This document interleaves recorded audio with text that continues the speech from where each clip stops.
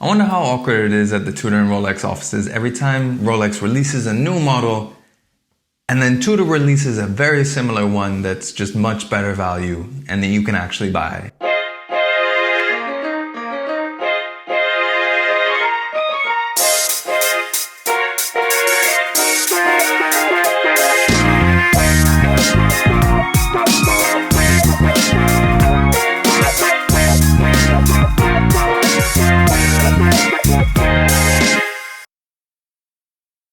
Hi everyone and welcome to Shaluso, and today we are talking about the Tudor Black Bay GMT, specifically the original one. So released in 2018, the Tudor Black Bay GMT was a really important move for Tudor as a brand.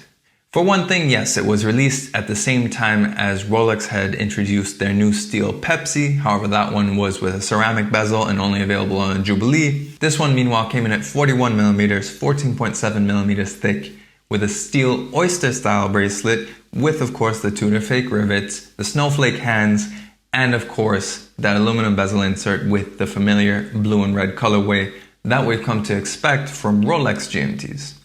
Now, of course, being a Tudor Black Bay, this does hark back to historical Rolex models, specifically the reference 6542 in terms of its case design with no crown guards.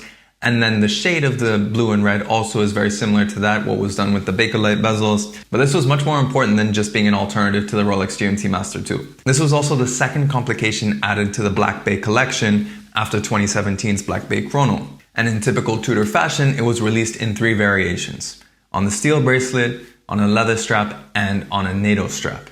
And you can find all of these variations, as well as tons of other Tudor and Tudor Black Bay models, at today's sponsor, which is Chronext. Chronext is one of the biggest distributors of certified pre-owned watches in Europe, and all of their watches come with a 2-year warranty, and the great thing is that they have a 14-day no questions asked return policy.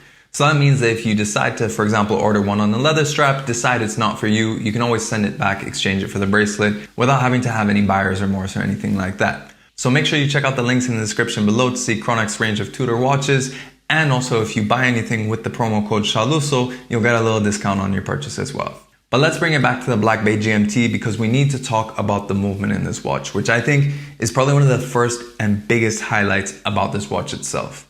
So this was Tudor's first in-house GMT movement. They had already started using in-house movements made by their sister company COSC, but this was their first GMT. And while yes, it did originally suffer a few teething problems in terms of the date change, since then that's all been ironed out through recalls and warranties, and now this is one of the best GMT movements you can get, especially in that sub $5,000 price range. The only other thing that competes with it in that range is the Norqain Neverest GMT, and that uses the same movement.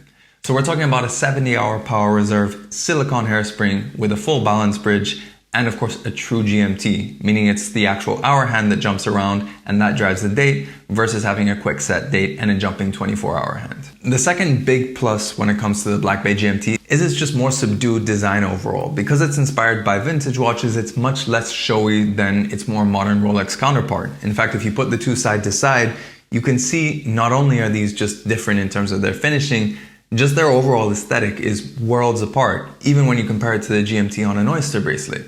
This is much more subdued with a lot more satin finish. Also, that difference of materials in the bezels goes a long way in terms of showing that this is very much its own watch that really only shares a color configuration with the current GMT Master II, and even that is quite different when you look at the shades of red and blue used on it. And then the last thing I want to highlight, especially within the context of comparing it to the GMT Master II, is the fact that the bezel action on this, in my view at least, is much better. The grip is easier on the GMT Master II, but the actual action itself is much more precise. It's a much more aggressive click, so it's much more robust. It feels much more secure, whereas the Rolex more sort of glides from left to right. And I think that bezel action reflects the personality of the watch in the same way that it does for the Rolex as well. The Tudor is a much more utilitarian piece. It feels like a much less delicate piece, and that I think reflects on the personality of the watch as well. But that being said, of course, not everything is perfect, and we need to talk about the disadvantages of this watch as well.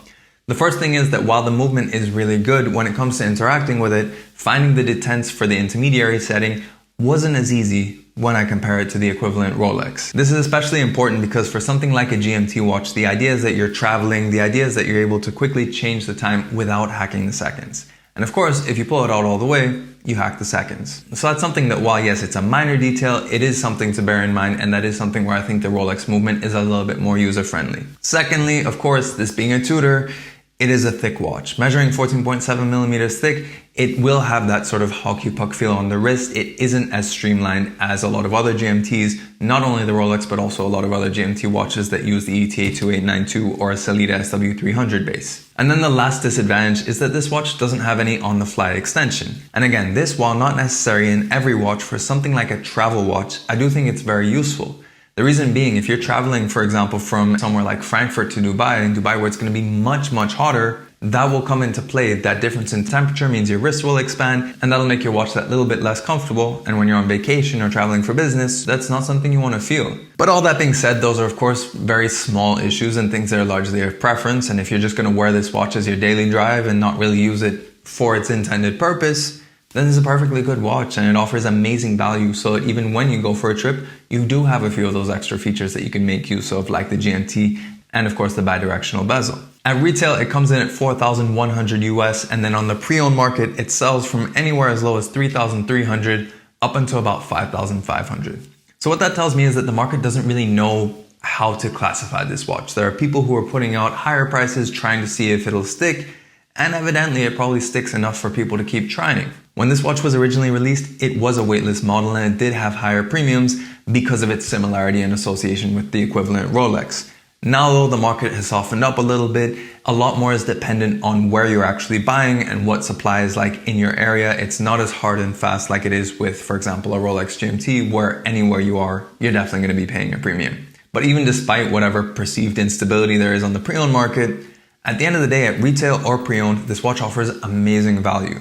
You can't even get an equivalent Omega or even Grand Seiko for sub 5,000 US with an in-house movement. In the case of Grand Seiko, you'll have to go quartz if you want to get under that. And then when you look at brands like Breitling, Tag Heuer, you won't even find an in-house GMT. Breitling doesn't do one unless it's a chronograph GMT, and you're spending much more than 5,000 US at that point. The only real price competitor is the Norqain Everest, and that of course uses the same movement and costs nearly the same anyway. So for that, you probably end up getting the Tudor. And that amazing value, I think, really does reflect on what Tudor was originally founded as a brand. And it's one of the reasons why I think the Black Bay GMT represents not only what Tudor was originally founded for, but it also represents modern Tudor really well. So in terms of representing its historical identity, of course, Tudor watches were founded to be essentially a more affordable option to a Rolex without sacrificing the build quality. They just used different movements. However, modern Tudor has managed to carve its own lane and isn't really sacrificing that much in terms of the movement technology either. 70-hour power reserve, a silicon hairspring, proper GMT, these are all things that you would find in the equivalent Rolex as well. But more importantly than that, the role Tudor plays now is serving as Rolex's excuse for making a vintage reissue. In-house as Rolex, they'll never make a vintage reissue. I don't think they ever have, I don't think they ever will. However, Tudor can do that. Also, Tudor can experiment. Tudor can be whatever it needs to be without the constraints of Rolex as a brand. And more importantly, Tudor can stand on its own feet without having to actually mention Rolex. The design is different enough when you put the two next to each other. The buying experience is different enough. Tudor has its own signature cues. You don't see things like Mercedes hands or Cyclopses on Tudors anymore. They've built their own identity, and they deserve to be their own brand, despite the fact that they are part of the same corporate group as Rolex. And that, I think, is something so important that's happened with Tudor, is that they've really established themselves in the last few years as not just an alternative to Rolex, but just a good watch brand overall. But let me know in the comments below, what do you think of the Black Bay GMT? Do you think that the Black Bay GMT can stand on its own properly, or is it always going to be plagued by any comparisons to Rolex? I'd love to know your thoughts and opinions in the comment section below. And of course, another big thanks to chronext for lending in the Tudor Black Bay GMT as well as the GMT Master II that I used throughout this review. Make sure you check out their links in the description below and use the promo code SHALUSO if you'd like to purchase anything so you can get a little discount. Of course, if you like this video, make sure you like it and share it. If you want to see more pictures and infographics of watches as seen throughout this and all my other videos, then make sure you follow me on Instagram at SHALUSO. If you want to see more videos of watches, then subscribe to the channel and hit that notification bell as well so you know when the next video comes out. In any case, thanks for watching this video, and we'll catch you on the next one.